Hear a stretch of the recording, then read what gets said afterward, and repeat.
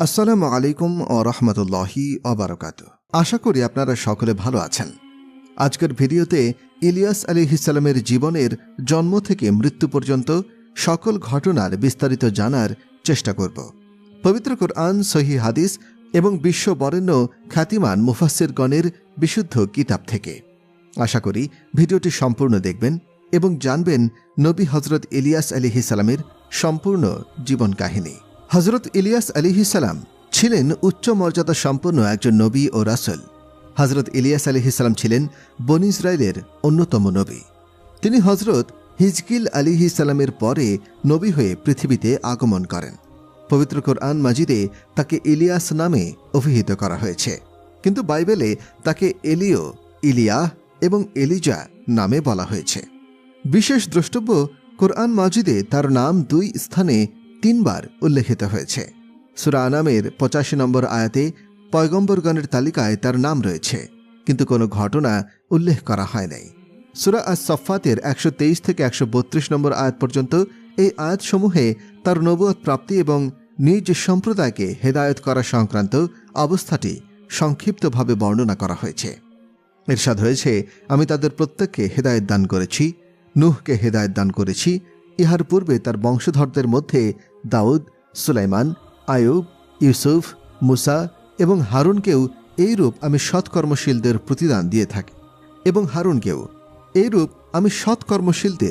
প্রতিদান দিয়ে থাকি জাকারিয়া, ইয়াহিয়া, ঈসা ও ইলিয়াসকেও, ইহারা সকলেই ছিলেন সৎজনদের অন্তর্গত। ইসমাইল আল আশা, ইউনুস ও লুতকেও সবাইকে আমি বিশ্ববাসীর উপরে শ্রেষ্ঠত্ব দান করেছিলাম। পবিত্র কুরআনে সূরা নম্বর 6 আয়াত নম্বর 85। ইহা মূলত হযরত ইব্রাহিম আলাইহিসসালামের সন্তান এবং তাদের বংশধরদের মধ্যকার নবী রাসূলগণের একটি সংক্ষিপ্ত তালিকা। এখানে বনী ইসরায়েল বংশীয় নবীগণকে বিশেষ বিশেষ বৈশিষ্ট্যর দিক দিয়ে 3 ভাগে বিভক্ত করা হয়েছে। কিছু সংখ্যক নবী ও রাসূল এমন ছিলেন যারা রাজ্য ক্ষমতা কিংবা মন্ত্রী ও নেতৃত্বের অধিকারী ছিলেন, যেমন হযরত দাউদ, সুলাইমান, আয়ুব, ইউসুফ, মুসা ও হারুন আলাইহিসসালাম। প্রথম 2 জন বিশাল রাজ্যের, তৃতীয় জন একটি ক্ষুদ্র রাজ্যের, চতুর্থ জন মন্ত্রিত্বের এবং পঞ্চম ও ষষ্ঠ জন নেতৃত্বের অধিকারী ছিলেন। দ্বিতীয় শ্রেণীতে রয়েছেন সেই সকল নবী রাসূল যারা পার্থিব জীবনের প্রতি অনাসক্ত ছিলেন। সারা দিন তারা সত্যের প্রচারে মশগুল থাকতেন। হযরত জাকারিয়া, ইয়াহিয়া, ঈসা ও ইলিয়াস আলাইহিসসালাম এই শ্রেণীর মধ্যে বিশেষভাবে উল্লেখযোগ্য। তৃতীয় ভাগে সেই সব পয়গম্বরের নাম উল্লেখ করা হয়েছে যারা রাজত্ব কিংবা কর্তৃত্বের অধিকারী ছিলেন না, বরং তারা মধ্যম প্রকারের জীবন যাপন করে সত্য প্রচারে জীবন কাটিয়েছেন, যেমন হযরত ইসমাইল আলাইহিসসালাম, ইউনুস ও লূত আলাইহিসসালাম। সূরা আস-সাফফাতে ইলিয়াস আলাইহিসসালামের রিসালাত এবং তার নিজ সম্প্রদায়ের সত্যের পথে আহ্বান সংক্রান্ত অবস্থাদি সংক্ষিপ্তভাবে উল্লেখ করা হয়েছে। ইরশাদ হয়েছে সূরা আস-সাফফাতের 123 থেকে 132 নম্বর আয়াতে, নিঃসন্দেহে ইলিয়াস রাসূলগণের অন্তর্ভুক্ত, যখন তিনি নিজ সম্প্রদায়কে বললেন, তোমরা কি সাবধান হইবে না? তোমরা বালকে ডাকিতেছ অথচ সর্বোত্তম স্রষ্টাকে পরিহার করিতেছ, আল্লাহকে, যিনি তোমাদের প্রভু, তোমাদের পূর্বপুরুষদেরও প্রভু। তারা তাহাকে মিথ্যা প্রতিপন্ন করিল। সুতরাং তাদিগকে উপস্থিত করা হইবে, তবে আল্লাহর নিষ্ঠাবান বান্দাকে নহে।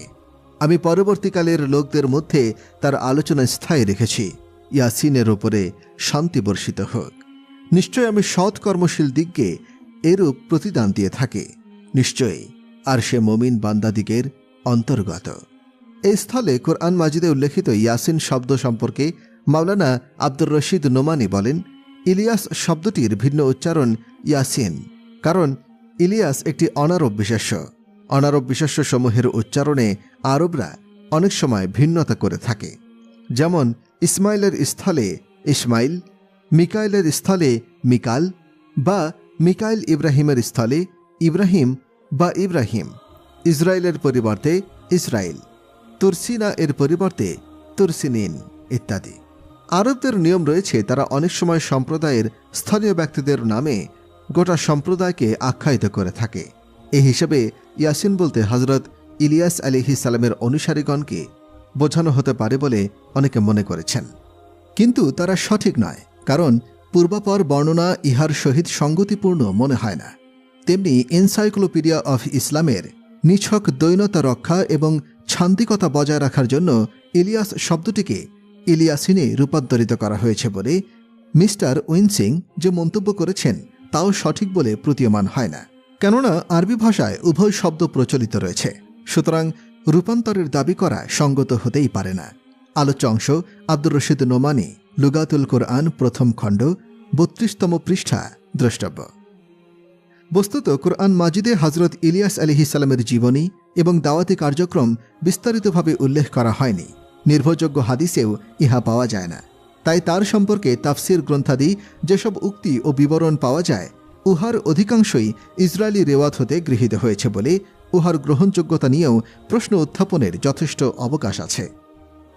নবী ইলিয়াস আলাইহিসসালামের বংশ পরিচয়। অধিকাংশ ঐতিহাসিক ও মুফাসসির এই ঐক্যমত পোষণ করেন যে হজরত ইলিয়াস আলাইহিসসালাম ছিলেন বনি ইসরায়েলের অন্যতম নবী এবং তিনি হজরত হারুন আলাইহিসসালামের বংশধর। তার পিতৃপর হল ইলিয়াস ইবনে ইয়াসিন ইবনে ফিলহাস ইবনে আইজার ইবনে ইমরান ইবনে হারুন আলাইহিসসালাম, অথবা ইলিয়াস ইবনে আজির ইবনে আইজার ইবনে হারুন আলাইহিসসালাম। কিন্তু আব্দ শব্দের হুমায়ুদ, মোহাম্মদ ইবনে জারির, ইবনুল মুনজির ইবনে আবি হাতিম, ইবনে আসাকির প্রমুখ মুহাদ্দিস হজরত আবদুল্লাহ ইবনে মাসউদ আলাইহিসসালাম এর বরাত দিয়ে বর্ণনা করেছেন যে হজরত ইদ্রিস আলাইহিসসালামই হলেন ইলিয়াস আলাইহিসসালাম। হজরত আবদুল্লাহ ইবনে মাসউদ রাদিয়াল্লাহু আনহুর এই উক্তির একটি অর্থ এই হতে পারে যে দুই নামের একটি তার প্রকৃত নাম, অপরটি উপনাম। কিন্তু যদি ইহার অর্থ এই হয় যে ইলিয়াস বলতে প্রসিদ্ধ পয়গম্বর হজরত ইদ্রিস আলাইহিসসালামকে বোঝানো হয়েছে, তবে তা হবে অধিকাংশ গবেষক এবং মনীষীর অভিমতের পরিপন্থী। কেননা কুরআন মাজিদে দুজনের আলোচনা আলাদাভাবে করা হয়েছে। তা হতে দুজন যে পৃথক ব্যক্তি তাই প্রতীয়মান হয়। তাছাড়া সূরা আনআমে যে আয়াতে আম্বিয়ায়ে কেরামের নামের তালিকায় তার উল্লেখ রয়েছে, তা হতেও এই অভিমত বিশুদ্ধতা সাব্যস্ত করা যায় না। যেখানে উল্লেখিত সর্বনাম দ্বারা হজরত ইব্রাহিম আলাইহিসসালামের উদ্দেশ্যেই ইবেন অথবা নূহ আলাইহিসসালাম হবেন, ইহাই অধিক যুক্তিসঙ্গত, কেননা নূহ আলাইহিসসালামের নামই নিকটবর্তী। দ্বিতীয় আয়াতে উল্লেখিত ইউনুস আলাইহিসসালাম ও লূত আলাইহিসসালাম হজরত ইব্রাহিম আলাইহিসসালামের বংশধর নয়। মোট কথা কুরআন মাজিদে হজরত ইলিয়াস আলাইহিসসালামকে হজরত ইব্রাহিম আলাইহিসসালাম অথবা হজরত নূহ আলাইহিসসালামের বংশধর বলে বর্ণনা করা হয়েছে। অথচ অধিকাংশ ঐতিহাসিক ও মুফাসসিরের বর্ণনা মোতাবেক হজরত ইদ্রিস আলাইহিসসালামের সময়কাল ছিল হজরত নূহ আলাইহিসসালামের সময়ের অনেক পূর্বে। হাকিম রহিমাহুল্লাহ তার মুস্তাদরাকে আবদুল্লাহ ইবনে আব্বাস রাদিয়াল্লাহু আনহুর বরাত দিয়ে বর্ণনা করেছেন, হজরত নূহ আলাইহিসসালাম ও হজরত ইদ্রিস আলাইহিসসালামের সময়কালের মধ্যে 1000 বছরের ব্যবধান ছিল।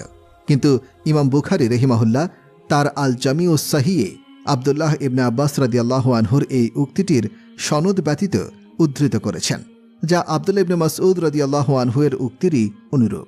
হজরত রশিদ নোমানির মতে ইমাম বুখারী রহিমাহুল্লাহ সনদ উল্লেখ না করলেও হাকিম তার মুস্তাদরাকে সনদ উল্লেখ করে আবদুল্লাহ ইবনে আব্বাস রাদিয়াল্লাহু আনহুর যে উক্তি উদ্ধৃত করেছেন তার ভিত্তিতে প্রমাণ নেওয়া হয় না যে হজরত ইদ্রিস আলাইহিসসালামের সময়কাল হজরত নূহ আলাইহিসসালামের পূর্বে, বরং হজরত নূহ আলাইহিসসালামের নাম প্রথমে উল্লেখ করায় উহা হতে ইঙ্গিত পাওয়া যায় যে হজরত নূহ আলাইহিসসালামের সময়কাল ছিল হজরত ইদ্রিস আলাইহিসসালামের পূর্বে।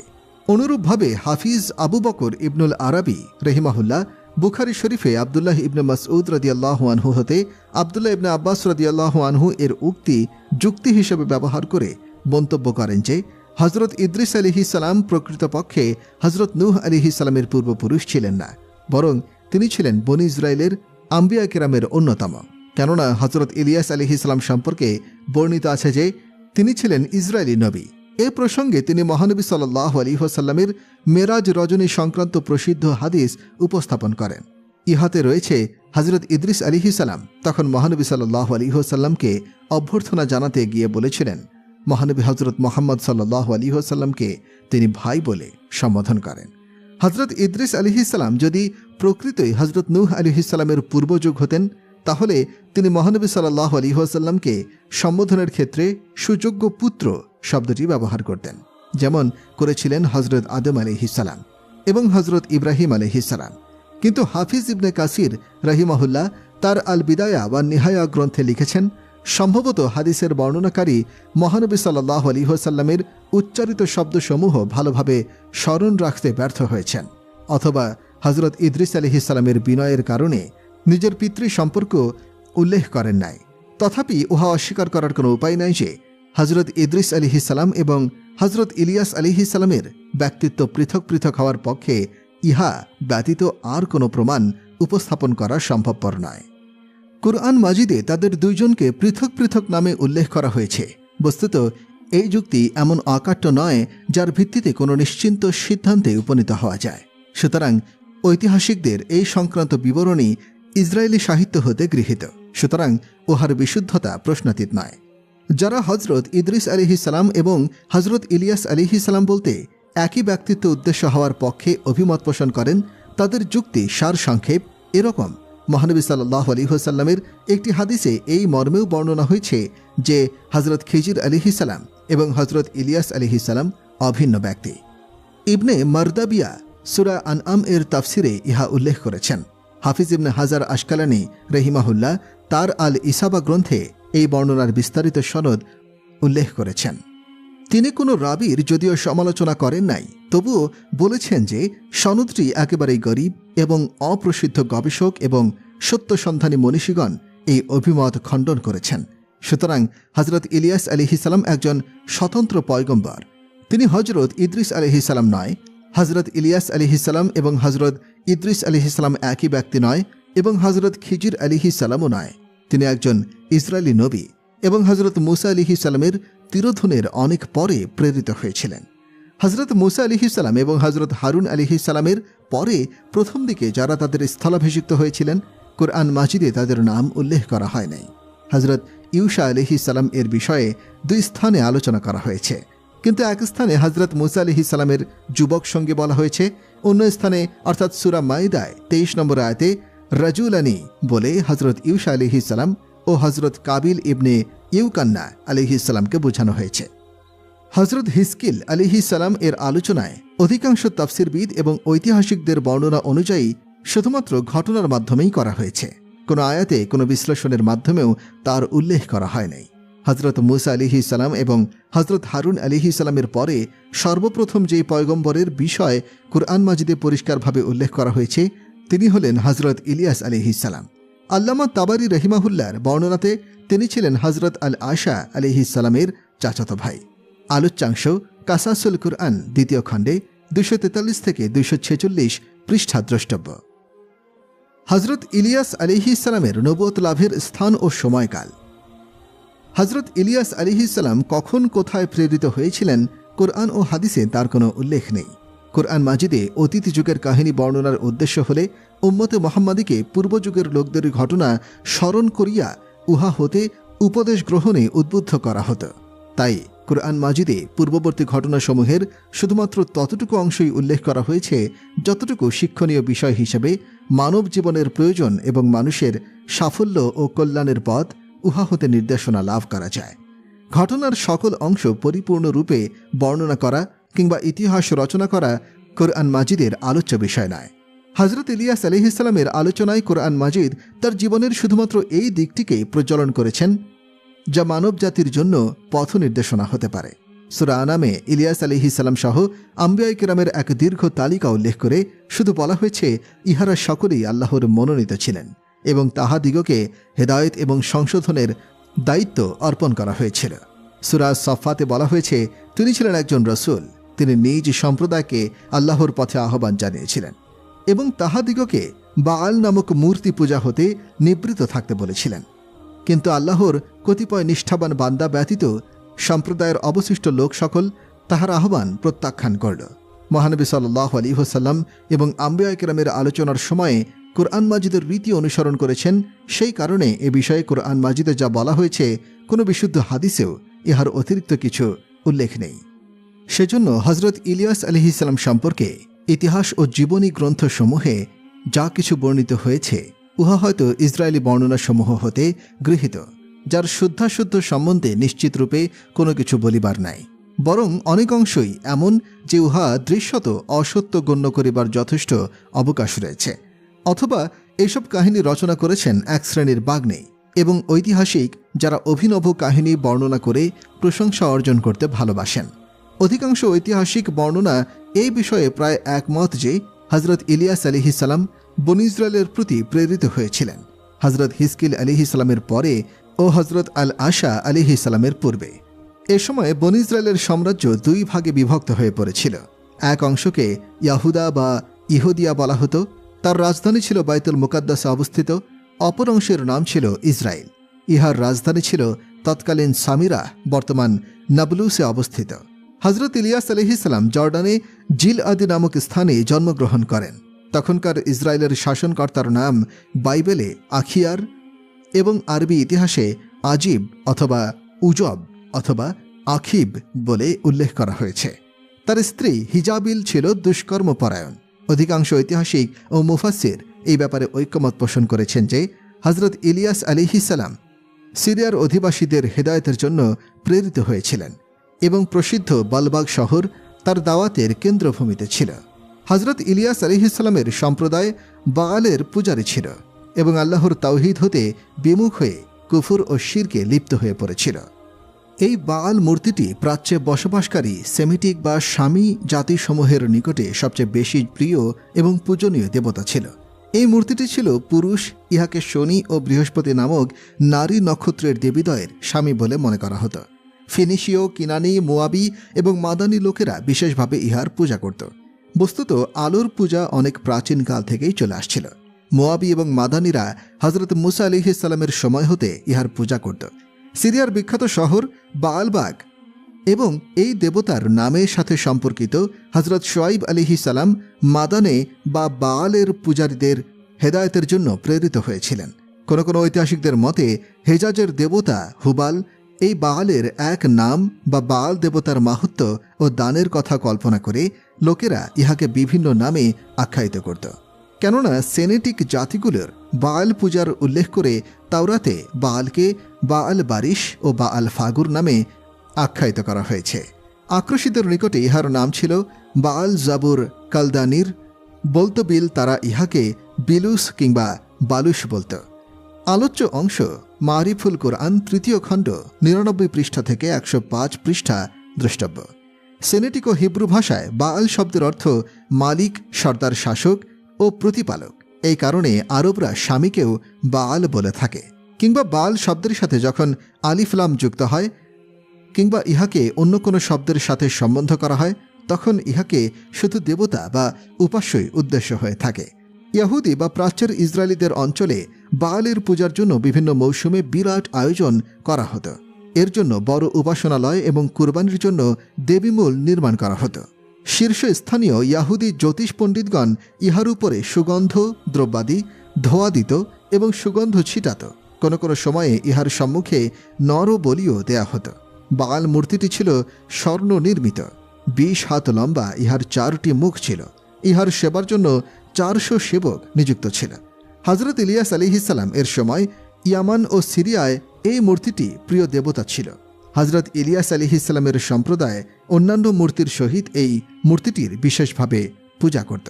হজরত ইলিয়াস আলাইহিসসালাম আল্লাহর পক্ষ থেকে এই ভূখণ্ডে তাওহীদ প্রচার করবার এবং বনী ইসরায়েলকে মূর্তি পূজা হতে নিবৃত্ত করবার নির্দেশ লাভ করেন। হজরত ইলিয়াস আলাইহিসসালামের নিজ সম্প্রদায়ের সাথে সংঘর্ষ। অন্যান্য পয়গম্বরের মতোই হজরত ইলিয়াস আলাইহিসসালামকেও নিজ সম্প্রদায়ের কঠিন বাধার সম্মুখীন হতে হয়েছিল। তিনিও নির্বিঘ্নে তাওহীদের প্রচার করতে সক্ষম হননি। কতিপয় সজ্জন ব্যতীত কেহই তার আহ্বানে সাড়া দেয় নাই, বরং তারা তাকে মিথ্যাবাদী সাব্যস্ত করল এবং তার আহ্বানকে প্রত্যাখ্যান করল। ফলে তাদের প্রতি আল্লাহর পক্ষ হতে আযাব নেমে আসে। মোহাম্মদ ইবনে ইসহাক, ওয়াহাব ইবনে মুনাব্বিহ, কাব আল আহবার প্রমুখের বরাত দিয়ে তাফসিরের গ্রন্থসমূহে শিয়া সম্প্রদায়ের সহিত হজরত ইলিয়াস আলাইহিসসালামের সংঘর্ষের বিবরণ দেওয়া হয়েছে। তবে এই সংক্রান্ত যত বর্ণনা পাওয়া যায় তার অধিকাংশই বাইবেল ও ইসরায়েলীয় উৎস থেকে সংগৃহীত। তাফসির গ্রন্থসমূহের বিবরণ হতে জানা যায় যে হজরত ইলিয়াস আলাইহিসসালাম ইসরায়েলি শাসনকর্তার আখিয়াব বা উজব বা তার প্রজাবৃন্দকে বাআল মূর্তির পূজা করতে নিষেধ করলেন এবং তাহাদিগকে তাওহীদের দাওয়াত দিলেন। কিন্তু একজন সত্যপন্থী ব্যতীত কেউই তার কথায় কর্ণপাত করল না, বরং তারা নানাভাবে তাহাকে উত্তপ্ত করতে লাগল। এমনকি রাজা উজব এবং রানী জাবিল তাকে হত্যা করার পরিকল্পনা করল। অফলে তিনি দূরবর্তী এক গুহায় আশ্রয় নিয়েছিলেন এবং দীর্ঘকাল সেখানে অবস্থান করেছিলেন। অতঃপর তিনি দোয়া করলেন যেন ইসরায়েলের লোকেরা দুর্ভিক্ষের শিকার হন। তিনি দোয়া করে যখন সকলকে দুর্ভিক্ষ হতে রক্ষা করলেন, তখন লোকেরা তার এই অলৌকিক ক্ষমতা দেখে হয়তো আল্লাহর প্রতি বিশ্বাস স্থাপন করবে। এই দোয়ার ফলে ইসরায়েলে ভীষণ দুর্ভিক্ষ দেখা দিল। পরে হজরত ইলিয়াস আলাইহিস সালাম রাজা উজবের সাথে সাক্ষাৎ করলেন এবং আল্লাহর নির্দেশ মতো তাকে জানালেন যে আল্লাহর নাফরমানি এই দুর্ভিক্ষের কারণ। তোমরা এখনও আল্লাহর নাফরমানি হতে বিরত থাকলে এই আযাব দূর হতে পারে। আমার সত্যতা পরীক্ষা করারও এই একটি সুযোগ। তুমি বলে থাকো ইসরায়েল সাম্রাজ্যে তোমাদের বাল দেবতার 4.5 ভাববাদী আছে। তুমি একদিন তাহাদের সকলকে আমার সম্মুখে উপস্থিত করো। তারা বাল দেবতার নামে কুরবানি পেশ করুক, আর আমি আল্লাহর নামে কুরবানি পেশ করব। যার কুরবানি আকাশ হতে অগ্নিবিদ্যুৎ এসে ভস্য করে দেবে, তারই ধর্মই সত্য বলে সাব্যস্ত হবে। সবাই এসে প্রস্তাব সানন্দে মেনে নিল। সে মতে কোহে কর্মস নামক স্থানে উভয় পক্ষের সমাবেশ হল। বাল দেবতার মিথ্যা নবীরা তাদের কুরবানি পেশ করল। সকাল হতে দুপুর পর্যন্ত বালের উদ্দেশ্যে তারা অনুনয় বিনয় সহকারে প্রার্থনা করল, কিন্তু কোনো সাড়া পাওয়া গেল না। অতঃপর হজরত ইলিয়াস আলাইহিস সালাম তার কুরবানি পেশ করলেন। অবিলম্বে আকাশ হতে অগ্নিবিদ্যুৎ এসে তা ভস্য করে দিল। এই দৃশ্য দেখে অনেকেই সিজদায় পড়ে গেল। তাদের সামনে সত্য প্রস্ফুটিত হল। কিন্তু বাল দেবতার মিথ্যা ভাববাদীরা ইহার পরেও সত্য গ্রহণ করল না। ফলে হজরত ইলিয়াস আলাইহিস সালাম তাহাদিগকে কাইসুন উপত্যকায় নিয়ে গিয়ে মৃত্যুদণ্ড দিলেন। এই ঘটনার পরে মুষলধারে বৃষ্টি হল এবং সমস্ত ভূখণ্ড ধুয়ে মুছে সাফ হয়ে গেল। কিন্তু রাজা উজবে পত্নী এজাবিলের ইহাতেও চক্ষু খুলল না। সে বিশ্বাস স্থাপনের পরিবর্তে হজরত ইলিয়াস আলাইহিস সালামের প্রতি আরও শত্রুভাবাপন্ন হয়ে পড়ল এবং তাকে হত্যা করার জন্য প্রস্তুত হতে লাগল। হজরত ইলিয়াস আলাইহিস সালাম সংবাদ পেয়ে পুনরায় শমিরা হতে আত্মগোপন করলেন এবং কিছুদিন পরে বনি ইসরায়েলের অপর রাষ্ট্র ইয়াহুদিয়ায় পৌঁছান এবং তাওহীদের প্রচার আরম্ভ করলেন, কারণ সেখানেও বাল দেবতার পূজা ছড়িয়ে পড়েছিল। সেখানকার সম্রাট ইয়াহুরামও হজরত ইলিয়াস আলাইহিস সালামের কথা শুনল না। অবশেষে হজরত ইলিয়াস আলাইহিস সালামের ভবিষ্যৎবাণী অনুযায়ী সেও ধ্বংসপ্রাপ্ত হল। কয়েক বছর পর তিনি আবার ইসরায়েলে ফিরে আসলেন এবং উজব ও তার পুত্র আখিজিয়াকে সত্য পথে আনবার চেষ্টা করলেন, কিন্তু তারা পূর্বের ন্যায় কুকর্মে লিপ্ত রইল। অবশেষে তাহাদিগকে বৈদেশিক আক্রমণ এবং মারাত্মক ব্যাধির শিকার হতে হল। অতঃপর আল্লাহ তাআলা তার পয়গম্বরকে উঠিয়ে নিলেন। আলোচ্য অংশ তাফসির নুরুল কুরআন 23 নম্বর খণ্ডই 146 এবং 118 নম্বর পৃষ্ঠা দ্রষ্টব্য। কাজী সানাউল্লাহ পানিপথি রহিমাহুল্লাহ তার তাফসিরে মাজহারিতে 10ম খণ্ড 52 থেকে 64 পৃষ্ঠা আল্লামা বাগাবীর বরাতে এতদ সংক্রান্ত বিস্তারিত বিবরণ উল্লেখ করেছেন, যা মোহাম্মদ ইবনে ইসহাকের সূত্রে বর্ণিত। মোহাম্মদ ইবনে ইসহাক বর্ণনা করেন, হজরত হিজকিল আলাইহিস সালাম এর মৃত্যুর পরে বনী ইসরায়েলের মধ্যে নানা বিপর্যয় এবং অনাচার দেখা দিলে তারা পথভ্রষ্ট হয়ে পড়ল। তাদের মধ্যে কুফর, শিরক ও বিদাত ছড়িয়ে পড়ে এবং তারা মূর্তি নির্মাণ এবং উহার পূজা করতে থাকে। তাই তাদেরকে হেদায়েতের জন্য আল্লাহ তাআলা হজরত ইলিয়াস আলাইহিস সালামকে নবী মনোনীত করে তাদের মধ্যে প্রেরণ করলেন। হজরত মুসা আলাইহিস সালাম এরপর বনী ইসরায়েলের নিকটে নবীগণ প্রেরিত হতেন। তাওরাতের যেসব বিধান বনী ইসরায়েলগণ ভুলে যাইত অথবা বিনষ্ট করে ফেলত, তাহাদিগকে নতুন করে জানাইয়া দেওয়ার জন্য, এবং যারা পথভ্রষ্ট হয়ে যেত তাদেরকে সঠিক পথে ফিরিয়ে আনবার উদ্দেশ্যে। বনী ইসরায়েল তখন সমগ্র সিরিয়াতে ছড়িয়ে পড়েছিল। হজরত ইউসা ইবনে নুন আলাইহিস সালাম সিরিয়া বিজয় করবার পর বনী ইসরায়েলদের জন্য সিরিয়াতে বসতি স্থাপন করলেন। তাদেরই গোত্র বা আল বাগ শহরে অধিবাসী ছিল। হজরত ইলিয়াস আলাইহিস সালাম তাদের হেদায়েতের জন্য প্রেরিত হয়েছিলেন। তখন তাদের যে রাজা ছিল তার নাম ছিল উজাব। সে ছিল মূর্তি পূজক। বনী ইসরায়েলদেরও সে মূর্তি পূজায় লিপ্ত করেছিল। তার একটি মূর্তির নাম ছিল বালি। 4 মুখ বিশিষ্ট এবং মূর্তিটির দৈর্ঘ্য ছিল 30 হাত। রাজা প্রজা সকলেই মূর্তির পূজায় লিপ্ত থাকত। হজরত ইলিয়াস আলাইহিস সালামই একমাত্র আল্লাহর ইবাদত করতেন এবং নিজ সম্প্রদায়কে তাওহীদের প্রতি আহ্বান জানাইতেন, কিন্তু তারা তার আহ্বানে সাড়া দিত না। যেহেতু রাজা মূর্তি পূজক ছিল, তাই লোকেরাও রাজার অনুসরণে মূর্তি পূজায় লিপ্ত থাকত। হজরত ইলিয়াস আলাইহিস সালাম রাজাকে আল্লাহর একত্ব বিশ্বাস স্থাপন করবার জন্য আহ্বান জানাইতেন এবং তাকে আত্মসংশোধনের জন্য উপদেশ দিতেন। এজাবিল নামে তার একজন স্ত্রী ছিল। যুদ্ধ ইত্যাদির প্রয়োজনবশত রাজা কখনো রাজধানীর বাইরে গেলে রানী এজাবিলকে রাজ্য পরিচালনার দায়িত্ব দিয়ে যেতেন। সে তখন রাজার স্থলে শাসন কার্য পরিচালনা করত। এজাবেল ছিল নবী রাসূলগণের শত্রু। অনেকের মতে হযরত ইয়াহইয়া আলাইহিস সালামকেও এই এজাবিল হত্যা করেছিল। তার একজন জ্ঞানী কর্মকর্তা ছিলেন, যিনি প্রকৃতপক্ষে ঈমানদার থাকলেও নিজের ঈমানের কথা গোপন রাখতেন। এজাবেল আরও অনেক নবীকে হত্যার ষড়যন্ত্রে লিপ্ত ছিল। এই ঈমানদার ব্যক্তির আন্তরিক প্রচেষ্টায় তা বানচাল হয়ে যায়। 7 জন বনী ইসরায়েল রাজার সাথে তার বিবাহ হয়েছিল এবং প্রত্যেককেই সে প্রতারণা করে হত্যা করে। তার 70 জন সন্তান হয়। সে দীর্ঘ জীবন লাভ করেছিল। রাজা উজবের একজন প্রতিবেশী ছিলেন বনী ইসরায়েলীয় এক ব্যক্তির নাম ছিল মুজদাকি। তিনি খুব নেককার ছিলেন। তার একটি ছোট বাগিচা ছিল। সে বাগিচার আয় হতে তার জীবিকা নির্বাহ হতো এবং তিনি উক্ত বাগিচা দেখাশোনা করতেন। রাজমহলের পাশেই ছিল বাগিচাটি। রাজা এবং রানী মাঝে মাঝে সেখানে বেড়াতে যেতেন। সেখানে ফলমূল আহার করতেন এবং পানি পান করতেন। রাজা তার প্রতিবেশীর সাথে উত্তম আচরণ করত, কিন্তু রানী এজাবিল তাকে হিংসার দৃষ্টিতে দেখত এবং লোকজনের মুখে বাগানটির সৌন্দর্যের কথা শুনে তা দখল করে নেওয়ার কৌশল অনুসন্ধান করত। লোকেরা বলাবলি করত এই প্রাসাদের মালিকেরই বাগানটি হওয়া উচিত। রাজা রানী ইহা দখল করছে না দেখে তারা বিস্মিত হতো। তাই লোকটিকে কিভাবে হত্যা করে তার বাগানটি দখলে নেওয়া যায়, রানী এই চিন্তায় মগ্ন থাকতেন, কিন্তু রাজা তাকে নিষেধ করতেন। সে কারণে মহিলা তার কোনো সুযোগ পেত না। যথাক্রমে রাজা একবার এক দীর্ঘ সফরে গমন করল। তার এই দীর্ঘ অনুপস্থিতিকে এজাবিল এক মহা সুযোগ মনে করল। সে এই সুযোগে নেককার ব্যক্তি মুজদাকিকে কৌশলে হত্যা করে তার বাগানটি হস্তগত করবার পরিকল্পনা বাস্তবায়িত করতে চাইল। নেককার ব্যক্তি এর কিছুই জানতেন না।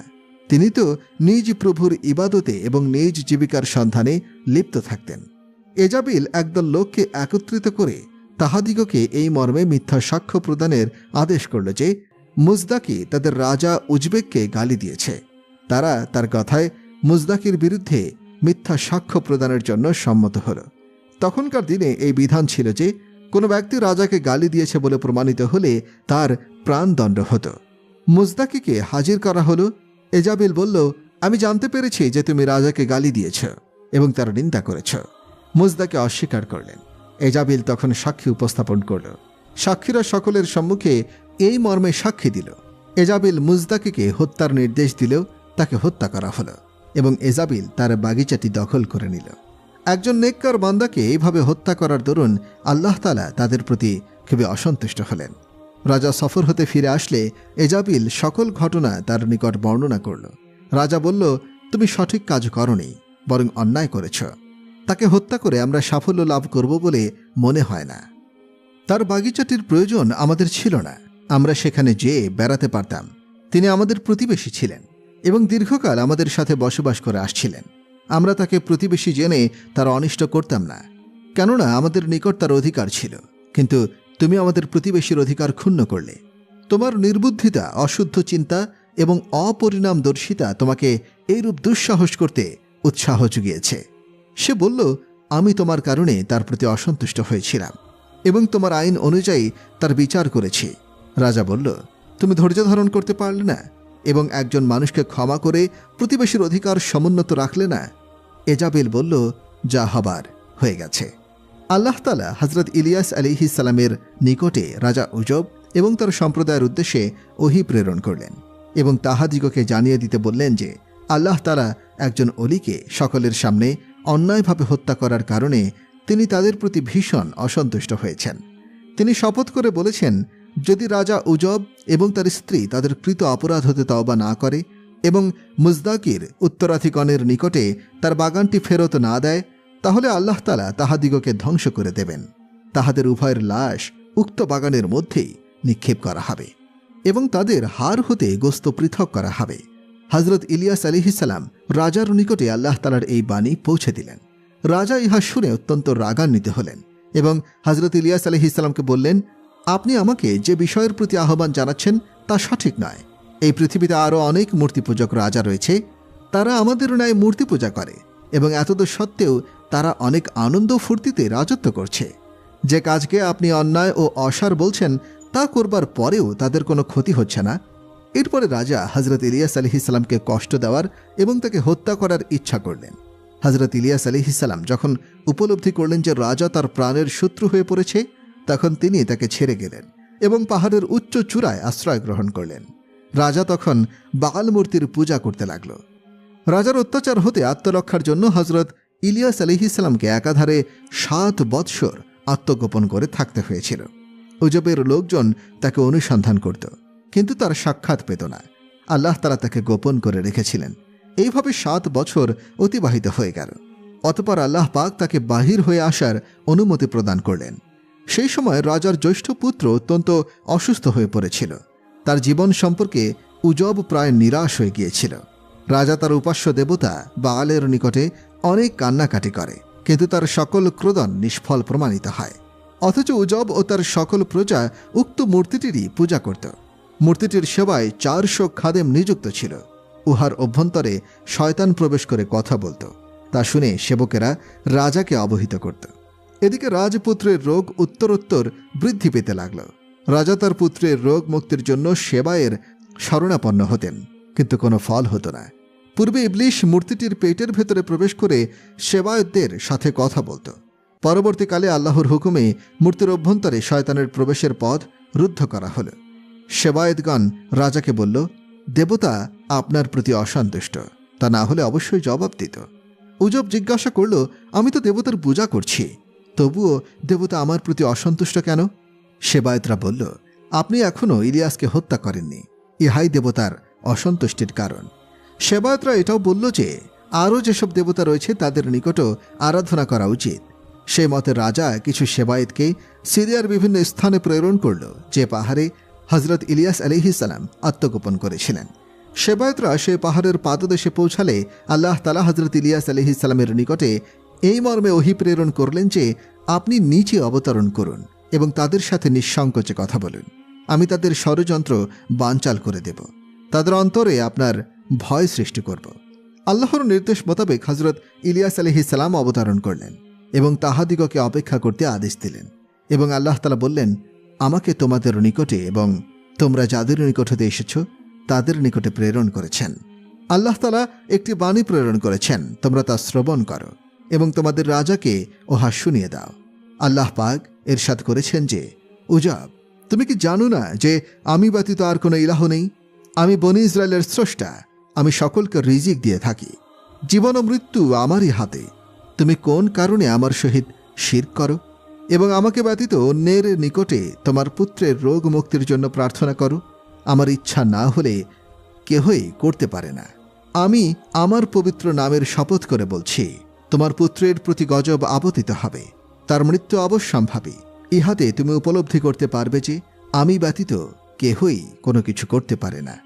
হজরত ইলিয়াস আলাইহিসসালাম এর মাধ্যমে আল্লাহ পাকের বাণী শ্রবণ করে রাজা উজবের প্রেরিত সেবায়েতরা ভীত হয়ে পড়ল এবং রাজার নিকটে সে সমস্ত ঘটনা বর্ণনা করল।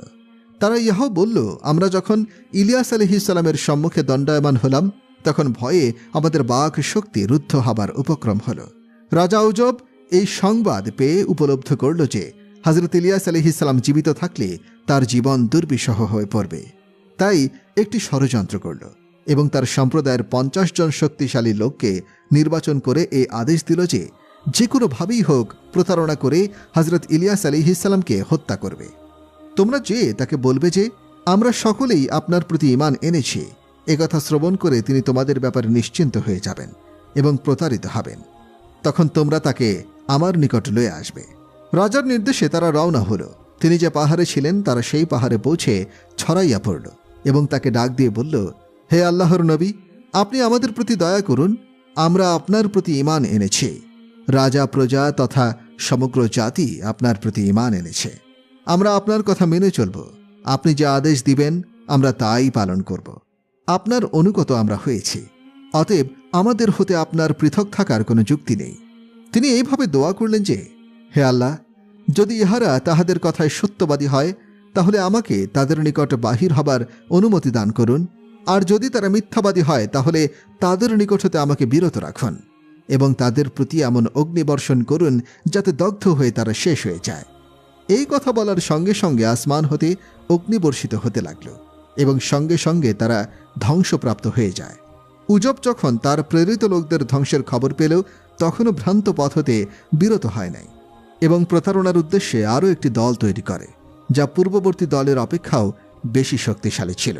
তারা পুনরায় ওই পাহাড়ে আরোহণ করল এবং হজরত ইলিয়াস আলাইহিসসালামকে ডাক দিয়ে বলল, হে আল্লাহর নবী, আমরা আল্লাহ তাআলার গজব হতে আপনার নিকটে আশ্রয় প্রার্থী। ইতপূর্বে যারা এসেছিল তারা তো মুনাফিক ছিল। তারা আমাদের পরামর্শ ব্যতীত আপনাকে প্রতারণা করার জন্য হাজির হয়েছিল। যদি তাদের সম্পর্কে আমরা পূর্বে জানতাম তাহলে তাদের সকলকে হত্যা করতাম এবং আপনাকে কষ্ট করতে হতো না। হজরত ইলিয়াস আলাইহিসসালাম তাদের কথা শ্রবণ করে পুনরায় আল্লাহ পাকের নিকটে দোয়া করলেন। তখন আল্লাহ পাক আসমান হতে অগ্নিবর্ষণ করলেন। পরিণামে তারা সকলেই নিশ্চিহ্ন হয়ে গেল। দ্বিতীয় দলের ধ্বংসের খবর পেয়ে রাজার ক্রোধ আরও বৃদ্ধি পেল। সে নিজেই হজরত ইলিয়াস আলাইহিসসালামের সন্ধানে বাহির হবার ইচ্ছা করলেন, কিন্তু তিনি তার পুত্রের রোগ বৃদ্ধি পাওয়ার কারণে তার পক্ষে তা সম্ভব হল না। উজব পরিষদের মধ্যে এক ব্যক্তি গোপনে মুমিন ছিলেন। রাজা তার বিশ্বস্ততা এবং যোগ্যতার জন্য তাকে প্রেরণ করা পছন্দ করল এবং তার নিকটে এই মনোভাব ব্যক্ত করল যে আমি হজরত ইলিয়াস আলাইহিসসালামের প্রতি কোনো জুলুম করতে চাই না। এই ব্যক্তির সঙ্গে রাজা তার নিজস্ব দলও প্রেরণ করে এবং তাদেরকে গোপনে আদেশ দেন, যদি ইলিয়াস আলাইহিসসালাম তোমাদের সঙ্গে আসতে অসম্মত হয় তাহলে গ্রেফতার করে নিয়ে আসবে। অন্যদিকে ওই মুমিন ব্যক্তিকে বলল, আমি পূর্বেকৃত অন্যায় হতে তওবা করছি। আমার পুত্র অসুস্থ, আমার লোকজন আসমানি অগ্নি দ্বারা বশীভূত হয়েছে। এইসব ইলিয়াস আলাইহিসসালামের বদদোয়ার কারণে হয়েছে। এমত অবস্থায় আমরা তাকে চাই। তিনি আমার নিকটে থাকলে তার আদেশ নিষেধে মেনে চলব। রাজা উজবের প্রেরিত ব্যক্তি হজরত ইলিয়াস আলাইহিসসালামের নিকটে হাজির হলে আল্লাহ পাকের পক্ষ থেকে এই মর্মে ওহী নাজিল হল যে, এই নেককার ব্যক্তির সঙ্গে সাক্ষাৎ করো। হজরত ইলিয়াস আলাইহিসসালাম তার সঙ্গে সাক্ষাৎ করলেন। তিনি বললেন, এই জালেম রাজা আমাকে আপনার নিকট প্রেরণ করেছে। এরপর তিনি সমস্ত ঘটনা বর্ণনা করে বললেন, যদি আপনি আমার সঙ্গে না যান আর আমি যদি একা যাই তবে ভয় হয় রাজা আমাকে হত্যা করবে। এখন আপনি যা হুকুম দেবেন আমি তাই করব। আর যদি আপনার ইচ্ছা হয় যে আমি রাজা হতে পৃথক হয়ে যাই এবং তার মোকাবেলা করি তাতেও আমি প্রস্তুত। কিংবা যদি আপনি আমার মাধ্যমে তার নিকটে কোনো বাণী প্রেরণ করতে চান তবে তাও আমি পৌঁছে দেব। আর আপনি আল্লাহ পাকের দরবারে দোয়া করুন যেন তিনি এই সমস্যার সমাধান করে দেন। আল্লাহ পাক হজরত ইলিয়াস আলাইহিসসালামের নিকটে ওহী প্রেরণ করলেন, হে ইলিয়াস, তুমি এই মুমিন ব্যক্তির সঙ্গে চলে যাও, আমি তোমাদের উভয়ের হেফাজত করব। এই আদেশ পেয়ে হজরত ইলিয়াস আলাইহিসসালাম তার সঙ্গে রওনা হয়ে রাজা উজবের নিকটে পৌঁছাল। তখন আল্লাহ পাকের হুকুমে রাজপুত্রের রোগ বৃদ্ধি পেল। অবশেষে তার মৃত্যু হল। পুত্র শোকে কাতর রাজা হজরত ইলিয়াস আলাইহিসসালামের বিরুদ্ধে কোনো ব্যবস্থা নেওয়ার সুযোগ পেলেন না। হজরত ইলিয়াস আলাইহিসসালাম নিরাপদে প্রত্যাবর্তন করলেন। এই ঘটনার কয়েকদিন পরে যখন মুমিন ব্যক্তিকে হজরত ইলিয়াস আলাইহিসসালাম সম্পর্কে জিজ্ঞাসা করা হয় তখন তিনি বললেন, আমি তার সম্পর্কে কিছুই জানি না, কেননা রাজপুত্রের মৃত্যুর কারণে শোকে এতই মজ্জমান ছিলাম যে কারো খবর নেওয়ার অবকাশ পাইনি। আলোচ্য অংশ মাজহারি ৮ম খণ্ড ১৪৯ পৃষ্ঠা দ্রষ্টব্য। হজরত ইলিয়াস আলাইহিসসালাম পাহাড়ে সুদীর্ঘকাল একাকী জীবনযাপন করে যাচ্ছিলেন। অতঃপর তিনি পাহাড় হতে অবতরণ করেন এবং একজন ইসরায়েলি স্ত্রীলোকের বাড়িতে অবস্থান করলেন।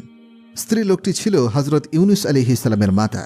সেখানে তিনি ৬ মাস আত্মগোপন করেছিলেন। তখন হজরত ইউনুস আলাইহিসসালাম দুগ্ধপোষ্য শিশু ছিলেন। হজরত ইউনুস আলাইহিসসালামের মাতা হজরত ইলিয়াস আলাইহিসসালামের খেদমত নিজেই করতেন এবং তাকে অর্থ সম্পদ দ্বারাও সাহায্য করতেন। কিন্তু হজরত ইলিয়াস আলাইহিসসালাম যেহেতু পাহাড়ে উন্মুক্ত স্থানে জীবনযাপনে অভ্যস্ত হয়ে পড়েছিলেন তাই গৃহের সংকীর্ণ পরিবেশে ৬ মাসে ক্লান্ত হয়ে পড়েন এবং পাহাড়ে চলে যাবার সিদ্ধান্ত গ্রহণ করেন। এদিকে কিছুদিন পর শিশু ইউনুস আলাইহিসসালামের ইন্তেকাল হয়। তখন তার মাতা অত্যন্ত ব্যাকুল হয়ে হজরত ইলিয়াস আলাইহিসসালামের অনুসন্ধান করতে থাকেন। অবশেষে তাকে পেয়ে বললেন, আমি চলে আসার পর আমার একমাত্র সন্তান ইউনুস এর ইন্তেকাল হয়েছে। আমার উপর এক মহাবিপদ আপতিত হয়েছে। আপনি আমার জন্য দোয়া করুন যেন আমার পুত্র জীবিত হয়ে যায়। আমি তাকে দাফন করে নাই, শুধু কাপড় দ্বারা ঢেকে রেখেছি। হজরত ইলিয়াস আলাইহিসসালাম বললেন, আল্লাহ পাক আমাকে এ ব্যাপারে কোনো আদেশ প্রদান করেন নাই, অর্থাৎ মৃতকে জীবিত করার ব্যাপারে আমাকে দোয়া করার জন্য অনুমতি দেওয়া হয়নি। আমি তো একজন বান্দা মাত্র। আমি তাহাই করি যাহার হুকুম আমাকে দেওয়া হয়েছে। এই কথা শ্রবণ করে হজরত ইউনুস আলাইহিসসালামের মাতা আরও বেশি ক্রোধন করতে লাগলেন। তখন আল্লাহ পাক ইলিয়াস আলাইহিসসালামকে স্ত্রীলোকটির প্রতি সহানুভূতিশীল করে দিলেন। তিনি জিজ্ঞাসা করলেন, তোমার পুত্র কবে ইন্তেকাল করেছে? স্ত্রীলোকটি বললেন, 7 দিন পূর্বে। হজরত ইলিয়াস আলাইহিসসালাম তখন তার সাথে রওনা হলেন। 7 দিন একাধারে চলবার পর স্ত্রীলোকটির গৃহে পৌঁছালেন, যেখানে 14 দিন পূর্বে তার পুত্র ইন্তেকাল করেছিল। হজরত ইলিয়াস আলাইহিসসালাম অজু করে নামাজ আদায় করে মৃত শিশুর জন্য দোয়া করলেন। আল্লাহ পাক ইউনুস আলাইহিসসালামকে জীবিত করে দিলেন। যখন হজরত ইউনুস আলাইহিসসালাম জীবিত হয়ে উঠে বসলেন, তখন হজরত ইলিয়াস আলাইহিসসালাম সঙ্গে সঙ্গে সেখান হতে বিদায় নিলেন এবং স্বীয় স্থানে প্রত্যাবর্তন করলেন। এদিকে হজরত ইলিয়াস আলাইহিসসালামের সম্প্রদায়ের নাফরমানি আরও বেড়ে গেল। তিনি তাদের উপর অত্যন্ত মনক্ষুণ্ণ হলেন। আল্লাহ পাক 7 বছর তার নিকট ওহী প্রেরণ করলেন। ওহী নাজিল হওয়ার পূর্ব পর্যন্ত তিনি চিন্তাগ্রস্ত ছিলেন। আল্লাহ পাক তাকে জিজ্ঞাসা করলেন, হে ইলিয়াস, তোমার অন্তরে যে ব্যথা বেদনা রয়েছে এবং তুমি যে চিন্তাগ্রস্ত রয়েছ, জিজ্ঞাসা করি তুমি কি আমার ওহীর আমানতদার নও? আর পৃথিবীতে কি তুমি আমার দলিল নও? সারা পৃথিবীতে তুমি কি আমার মনোনীত ব্যক্তি নও? তোমার যা ইচ্ছা তা আমার নিকটে চাও, আমি তোমাকে দান করব, আমার রহমত অসীম। হজরত ইলিয়াস আলাইহিসসালাম আরজ করলেন যে, আল্লাহ পাক আমাকে মৃত্যুদিন আমার পূর্বপুরুষদের সঙ্গে একত্র হবার সুযোগ দান করুন। আমি বনী ইসরায়েলদের ব্যাপারে ক্লান্ত হয়ে পড়েছি। আমার মন তাদের ব্যাপারে অত্যন্ত অসন্তুষ্ট হয়ে পড়েছে। তখন আল্লাহ পাক হজরত ইলিয়াস আলাইহিসসালামের নিকটে ওহী প্রেরণ করলেন এবং ইরশাদ করলেন, ইহা সেদিন নয় যখন আমি পৃথিবীকে তোমার নিকট হতে খালি করে দেব। পৃথিবীতে তোমার অবস্থান অনেক লোকের জন্যই কল্যাণকর এবং বরকতময় হবে, যদিও তাদের সংখ্যা হবে অতি নগণ্য। অতএব ইহা ছাড়া অন্য কিছু চাও। হজরত ইলিয়াস আলাইহিসসালাম আরজ করলেন, যদি আমার মৃত্যু না হয় তাহলে আমাকে বনী ইসরায়েল হতে প্রতিশোধ নেয়ার শক্তি দান করুন। আল্লাহ পাক ইরশাদ করলেন, তুমি কি চাও? হজরত ইলিয়াস আলাইহিসসালাম আরজ করলেন, 7 বছর যাবৎ বৃষ্টির ভার আমার নিকট দিয়ে দিন। আমার দোয়া ব্যতীত যেন আকাশে মেঘমালা না দেখা যায় এবং আমার দোয়া ব্যতীত যেন 1 ফোঁটা পানিও পৃথিবীতে না পড়ে। এটা ব্যতীত এই দুষ্ট প্রকৃতির লোকগুলো অনুগত হবে না। আল্লাহ পাক ইরশাদ করলেন, হে ইলিয়াস, আমি আমার সৃষ্টির প্রতি অত্যন্ত দয়াবান, যদিও তারা জুলুম করে, কিন্তু আমি তাদের প্রতি দয়া করি। তখন ইলিয়াস আলাইহিসসালাম আরজ করলেন, তাহলে অন্তত 6 বছরের জন্য তাদের প্রতি বৃষ্টিপাত বন্ধ করে দিন। আল্লাহ পাক ইরশাদ করলেন, হে ইলিয়াস, আমি আমার সৃষ্টির প্রতি অত্যন্ত দয়াবান। তখন হজরত ইলিয়াস আলাইহিসসালাম আরজ করলেন, তাহলে অন্তত 5 বছরের জন্য বৃষ্টিপাত বন্ধ করে দিন। আল্লাহ পাক ইরশাদ করলেন, এই সময়টিও আমার রহমতের দাবির পরিপন্থী, তবে 3 বছরের জন্য বৃষ্টিপাত বন্ধ করে তাদের শাস্তির বিধান করা যেতে পারে। তখন হজরত ইলিয়াস আলাইহিসসালাম আরজ করলেন, তবে এই সময় আমি কিভাবে জীবিত থাকব? আল্লাহ পাক ইরশাদ করলেন, আমি পাখিদের এক দল তোমার সেবায় নিয়োজিত করব। তারা তোমার খাদ্যদ্রব্য বিভিন্ন স্থান হতে সংগ্রহ করে তোমাকে সরবরাহ করবে। ইহার পর আল্লাহ পাক বৃষ্টি বন্ধ করে দিলেন। ফলে অনেক জীবজন্তু কীট পতঙ্গ মারা যায়, বৃক্ষগুলো শুকিয়ে যায়, মানুষ মহাবিপদের সম্মুখীন হয়। হজরত ইলিয়াস আলাইহিসসালাম আত্মগোপন করেছিলেন, তবে তিনি যেখানেই থাকবেন তার রিজিক পৌঁছে দেওয়া হতো। যে গৃহ হতে খাদ্যদ্রব্যের সুগন্ধ পাওয়া যায়, লোকেরা বুঝত হয়তো সেখানে হজরত ইলিয়াস আলাইহিসসালাম ছিলেন। তারা তাকে খোঁজ করত, কিন্তু তাকে দেখতে পেত না। একবার তিনি বৃদ্ধার বাড়ি অতিক্রম করছিলেন। তিনি ওই বৃদ্ধাকে জিজ্ঞাসা করলেন, তোমার নিকট কোনো খাদ্যদ্রব্য আছে কি? সে বলল, হ্যাঁ, সামান্য আটা এবং জয়তুনের তেল। হজরত ইলিয়াস আলাইহিসসালাম ওই 2টি বস্তুর উপরে হাত বুলিয়ে দোয়া করলেন। তখন তার পাত্র 2টি আটা ও তেল দ্বারা পরিপূর্ণ হয়ে গেল। লোকেরা জিজ্ঞাসা করল, এসব খাদ্যদ্রব্য কোথায় হতে পেলে? তখন সে এই ঘটনা বলল। একবার তিনি একজন স্ত্রীলোকের বাড়িতে অবস্থান করলেন। তার পুত্র আল আশা ছিল অসুস্থ। তার দোয়ায় সে সুস্থ হল। হজরত ইলিয়াস আলাইহিসসালামের প্রতি ঈমান আনল সে এবং তার সাথে থাকতে লাগল। আল্লাহ পাক হজরত ইলিয়াস আলাইহিসসালামের প্রতি ওহী প্রেরণ করলেন, হে ইলিয়াস, তোমার বদ দোয়ার কারণে অনেক জীবজন্তু এবং মানুষ ধ্বংস হয়ে গিয়েছে। হজরত ইলিয়াস আলাইহিসসালাম আরজ করলেন, হে আমার পরওয়ারদিগার, আমি যেন তাদের পক্ষে দোয়া করতে পারি এবং তারা যে বিপদে আছে সে বিপদ হতে রক্ষা পেতে পারে। আল্লাহ পাক তাকে তার অনুমতি দান করলেন। তখন হজরত ইলিয়াস আলাইহিসসালাম বনী ইসরায়েলের নিকটে গমন করে বললেন, তোমরা মূর্তি পূজার পাপে লিপ্ত। তোমাদের শিরক ও অন্যান্য পাপাচারের শাস্তি তোমরা ভোগ করছ। তোমরা শিরক সহ সকল পাপাচার পরিহার করো, তাহলে আল্লাহ পাক তোমাদের বিপদ দূর করে দেবেন। তখন তার সম্প্রদায় বলল, আপনি সত্য বলেছেন। তারা তাদের মূর্তিগুলো নিজ নিজ ঘর হতে বের করে ফেলল। হযরত ইলিয়াস আলাইহিস সালাম আল্লাহ তাআলার নিকটে দোয়া করলেন, ফলে ক্ষণিকের মধ্যেই আকাশে মেঘমালা দেখা গেল, বৃষ্টিপাত হতে লাগল, মৃত শুষ্ক ধরনী জীবন্ত হয়ে উঠল। বনী ইসরায়েলের বিপদ দূর হল। আল্লাহ পাক তাদের সকল কষ্ট দূর করে দিলেন। কিন্তু এতদ সত্ত্বেও তারা কুফর ও শিরক বর্জন করল না, বরং পৌত্তলিকতা, কুফরি এবং নাফরমানের মধ্যেই লিপ্ত থাকল। হযরত ইলিয়াস আলাইহিস সালাম যখন এই অবস্থা দেখলেন, তখন বনী ইসরায়েলের হেদায়েতের ব্যাপারে নিরাশ হয়ে আল্লাহ পাকের দরবারে দোয়া করলেন, হে আল্লাহ, আমাকে ইহাদের হতে নাজাত দিন। আল্লাহর তরফ হতে ওহী আসলো, অমুক তারিখে অপেক্ষা করো, ওই নির্দিষ্ট স্থানে চলে যাও, সেখানে যেই বাহন পাও তাতে আরোহণ করো। নির্দেশ মোতাবেক হযরত ইলিয়াস আলাইহিস সালাম আল আশা আলাইহিস সালামকে সঙ্গে নিয়ে নির্ধারিত স্থানে উপস্থিত হয়ে দেখল একটি নুরানি অশ্ব এসে দণ্ডায়মান। হযরত ইলিয়াস আলাইহিস সালাম তাতে আরোহণ করলেন। অশ্বটি তাকে লয়ে রওনা হল। আল আশা চিৎকার করে বললেন, হযরত, আমার সম্পর্কে কি আদেশ? হযরত ইলিয়াস আলাইহিস সালাম একটি লিখিত বাণী প্রেরণ করলেন, যাতে প্রমাণিত হয় যে আল আশা আলাইহিস সালামকে বনী ইসরায়েলের জন্য তিনি খলিফা নিযুক্ত করেছেন। হযরত ইলিয়াস আলাইহিস সালামের সাথে এটিই ছিল আল আশার শেষ সাক্ষাৎ। আল্লাহ হযরত ইলিয়াস আলাইহিস সালামকে বনী ইসরায়েলদের হতে বাহির করে মহাশূন্যে উত্তোলন করলেন, তাকে পানাহারের প্রয়োজন হতে মুক্ত করলেন এবং ফেরেশতাদের ন্যায় ডানা দান করলেন। তিনি দুনিয়াতে মানুষ হিসেবে জীবনযাপন করেছেন, কিন্তু তাকে ফেরেশতাদের ন্যায় মহাশূন্যের অধিবাসী করলেন। এদিকে রাজা উজব এবং তার জাতির উপরে আল্লাহ পাক এক তাণ্ডবী শক্তিকে হামলা করবার ক্ষমতা দিলেন। হামলাকারী বাহিনী রাজা উজব এবং তার স্ত্রীকে মরহুম মুজাদকারীর বাগানে হত্যা করল এবং তাদের লাশ ওই বাগানে খণ্ড বিখণ্ড করে ফেলল। আল্লাহ তাআলা হযরত আল আশা আলাইহিস সালামকে ওহীর মাধ্যমে এই সংবাদ দিলেন এবং তাকে রাসূল মনোনীত করে বনী ইসরায়েলের নিকটে প্রেরণ করলেন। বনী ইসরায়েল হযরত আল আশা এর প্রতি ঈমান আনল এবং তাকে সম্মান করল। এতক্ষণ যা শুনলেন এগুলো সবই ছিল ইসরায়েলি বর্ণনা থেকে নেওয়া। মৃত্যুকাল পর্যন্ত বনী ইসরায়েলের মধ্যে তার প্রভাব প্রতিপত্তি বজায় ছিল। নবী হযরত ইলিয়াস আলাইহিস সালাম জীবিত আছেন কিনা, ঐতিহাসিক ও তাফসিরগণের নিকটে হযরত ইলিয়াস আলাইহিস সালামের জীবিত থাকবার বিষয়টি বহুল আলোচিত। তিনি কি জীবিত রয়েছেন নাকি ইন্তেকাল করেছেন তা নিয়ে আলোচনার অন্ত নাই। তাফসিরে মাযহারিতে উল্লেখ বর্ণনা দেখা যায় যে ইলিয়াস আলাইহিস সালামকে অগ্নি অশ্বে আরোহণ করে আকাশে তুলে নেওয়া হয় এবং তিনি হযরত ঈসা আলাইহিস সালামের মতোই জীবিত রয়েছেন। এইরূপ আরও কতিপয় বর্ণনা তার জীবিত থাকবার প্রমাণ বহন করে।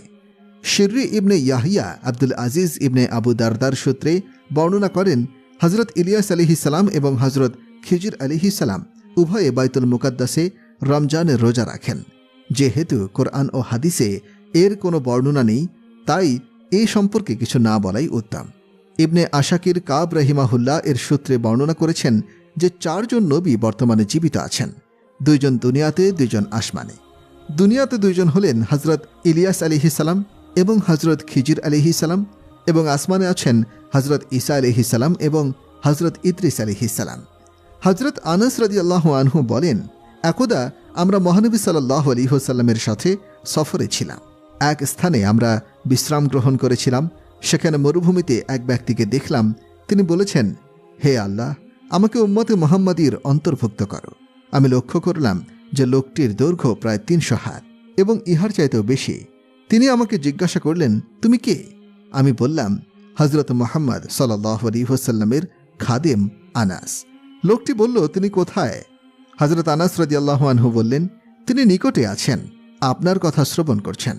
লোকটি বলল, তাকে আমার সালাম পৌঁছে দাও এবং বলো, আপনার ভাই ইলিয়াস আলাইহিস সালাম আপনাকে সালাম করেছেন।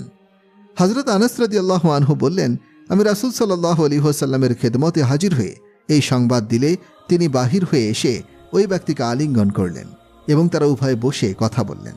উক্ত ব্যক্তি বললেন, ইয়া রাসূলুল্লাহ, আমি বছরে একদিন আহার করি, ইহা আমার স্বাভাবিক ব্যাপার।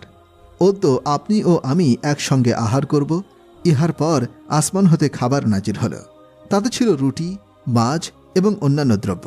তারা উভয়ে আহার গ্রহণ করলেন এবং আমাকেও খেতে বললেন। অতপর একসঙ্গে আসরের নামাজ আদায় করলেন। ইহার পর তিনি বিদায় গ্রহণ করলেন। আমি দেখলাম তিনি মেঘমালা অতিক্রম করে আকাশ পানে চলে যাইতেছেন। ইমাম হাকিম রহিমাহুল্লাহ তার মুস্তাদরাকে এই বর্ণনা করবার পর বলেছেন, এই হাদিসটির সনদ বিশুদ্ধ হলেও ইমাম বুখারী ও মুসলিম ইহা সংকলন করেন নাই। কিন্তু হাফিজ শামসুদ্দিন জাহাবি রহিমাহুল্লাহ তার তালখিসুল মুস্তাদরাকে ইহা বর্ণনা করেন। তারপর লিখেছেন, আমি বলি বরং ইহা বানোয়াট হাদিস। আল্লাহ তাআলা ইহার বানোয়াটকারীর অমঙ্গল করুন। আমি ধারণাও করতাম না এবং সঙ্গত মনে করি না হাকিম এতদূর অজ্ঞতার পরিচয় দেবেন। এইরূপ একটি বর্ণনাকে তিনি বিশুদ্ধ সাব্যস্ত করবেন। ইহার সনদের মধ্যে হতে জায়েদ বালবি কিংবা ইবনু শায়ার সম্ভবত এই রচনা করেছেন। আলোচ্য অংশ মাজহারি 10ম খণ্ড 64 নম্বর পৃষ্ঠা দ্রষ্টব্য। সুপ্রিয় দর্শক, নবী হজরত ইলিয়াস আলাইহিস সালামের পূর্ণাঙ্গ জীবন কাহিনী এখানেই শেষ করছি। আশা করি ভালো লেগেছে। অনুরোধ রইল ভিডিওটি একটি লাইক দিয়ে শেয়ার করার জন্য এবং নবী রাসূলগণের পূর্ণাঙ্গ জীবন কাহিনী জানার জন্য আমাদের চ্যানেলটি সাবস্ক্রাইব করে সাথেই থাকুন। আসসালামু আলাইকুম ওয়া রাহমাতুল্লাহি ওয়া বারাকাতুহু।